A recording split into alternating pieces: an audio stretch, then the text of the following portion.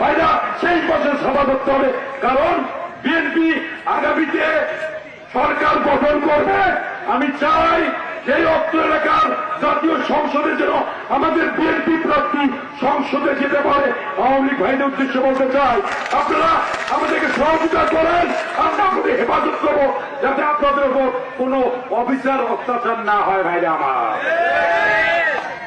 কারণ আমরাও তো মানুষ, আপনার আমার ভাই। কারণ আমরা দেখছি আমার অনেক বিএনপি নেতৃবৃন্দ কিন্তু আওয়ামী লীগের কারো চাষা হয়, কারো মামা হয়, কারো জেঠা হয়, কারো খুঁড়া হয়। এমন একটা বিক্ষোভের অবস্থা, না পাই কবার না পাই সবার। সেই জন্য মনে মনে সিদ্ধান্ত নিচ্ছি যে আওয়ামী লীগের নেতৃবৃন্দকে হেফাজত করে ওদের ভালো রাখি। ওরা ভালো থাক, ওদের যদি শুভ বুদ্ধির উদয় হয়, ওরা আমাদেরকে এই নির্বাচনে আমাদের সহযোগিতা করে আমি এমপি নির্বাচিত করবে, এই আশাবাদ ব্যক্ত করে আমি আমার বক্তব্য শেষ করছি। খোদা হাফেজ। বাংলাদেশ জিন্দাবাদ, বাংলাদেশ জাতীয়তাবাদী দল জিন্দাবাদ, বেগম খালেদা জিয়া জিন্দাবাদ, তারেক রহমান জিন্দাবাদ, শহীদ রাষ্ট্রপতি জিন্দাবাদ। আসসালামু আলাইকুম।